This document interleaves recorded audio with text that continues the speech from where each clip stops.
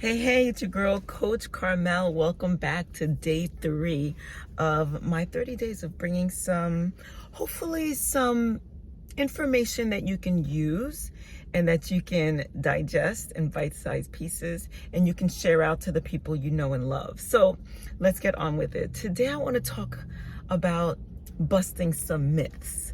I want to talk about some misconceptions about the plant-based lifestyle or the plant-based way of eating with regards to sugar, with regards to whether you want to call it addiction, whether you want to call it cravings, whether you want to call it can't live without it, like me. At least that's the way I used to be. There's some misconceptions about plant-based lifestyle. So one of the misconceptions is that eating fruit, which I'm talking about whole food plant-based, so fruits and vegetables are included. And so when we talk about whole food plant-based, we're talking about vegetables, we're talking about fruit, legumes, which are nuts and seeds, right? And beans. So I want to say nuts and seeds and beans and also whole intact grain. And the distinction I make there is that when you buy those whole grain breads, 100% whole grain, if they're soft just like a white Wonder Bread, I got news for you. It definitely does not have the nutritional value of whole grain, intact grain, like the labeling would suggest, right? Because they've pulverized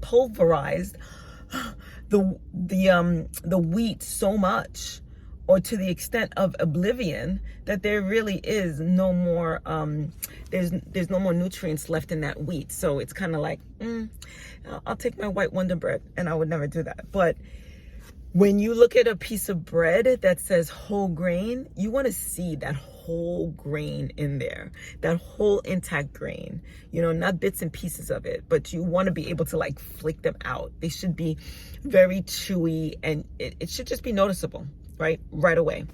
So like I said, fruits, vegetables, nuts, seeds, legumes, whole intact grain, and what am I forgetting? I'm forgetting our leafy greens, our dark leafy greens. Let's not forget the greens, right? Whole dark leafy greens. I don't mean iceberg lettuce, y'all. Romaine lettuce can get away with it, but I'm talking about our spinach, our collards. I'm talking about our kale, my favorite.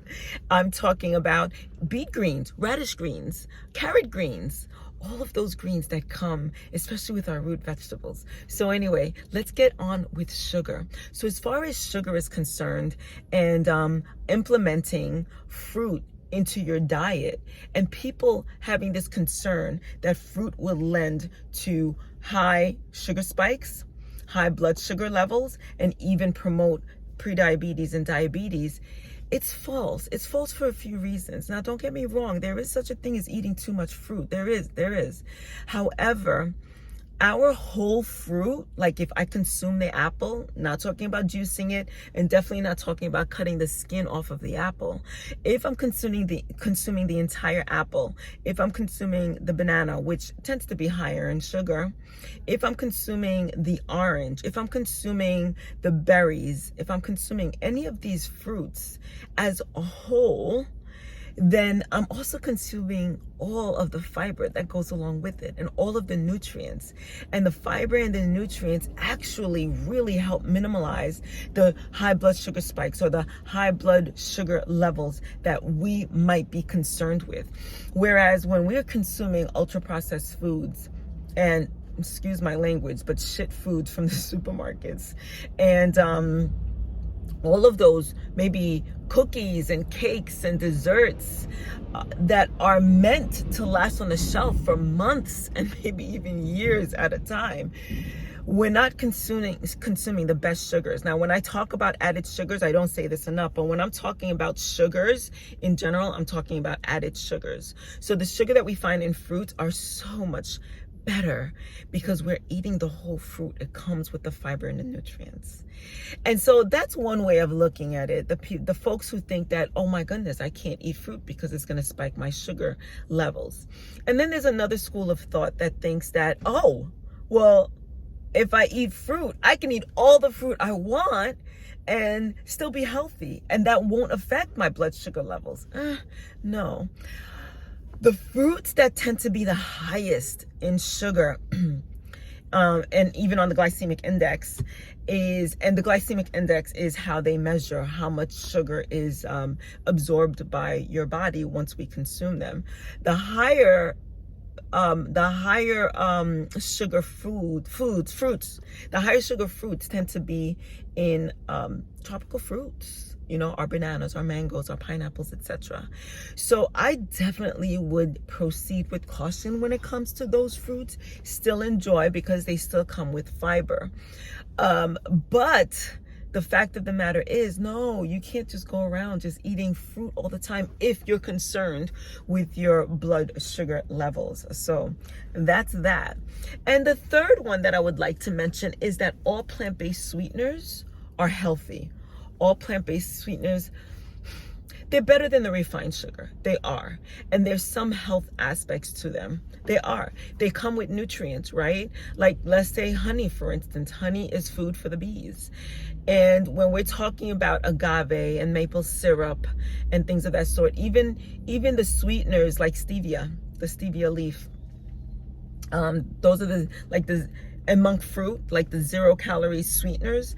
But even those, mind you, the 0-calorie sweeteners, whether they're fruit-based like monk fruit or stevia leaf, there are studies that show that it affects the gut microbiome. So you kind of want to proceed with caution with those too. But I'm really talking about the sweeteners like the agave, the honey, the maple syrup. Those, okay, when they get into our body's going to see sugar molecules, and our body's going to react to the sugar molecules the same way they would the refined sugars that we consume. Yeah, there are some nutrients there that would benefit us, but at the end of the day, the body is processing the maple syrup, the agave, those sweeteners the same way it would regular table sugar, refined sugar. It really, really does. And so we would also proceed with caution with that. And the thing of it is to be aware of what is healthier for us. And I'm just always going to go back and say that the whole fruit is what's the best for us to consume. But everything with moderation. Now, I kind of have this whole concept of whether or not I believe in moderation, but when it comes to whole fruit, yes, I'm going to say moderation is good. Moderation is key for sure.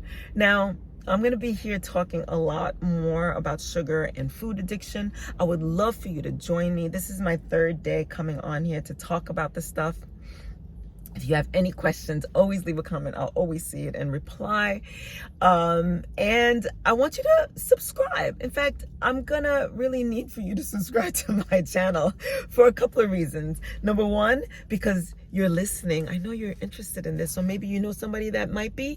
In that case, I want you to share this information with them. Go ahead and hit the share button and send it to them. Number two, I'm at just over 850 subscribers, and I'm really working on getting 1,000 before the year's out. Heck, before Christmas, before Thanksgiving, let's see. And I would need your help for that. And also hit the notification button so that every time I do come on, every time I do post, you are notified. And you can hear whatever it is that I have to offer or not, but I do need you to subscribe. All right? So thank you for listening. Ciao, ciao. I'll see you tomorrow.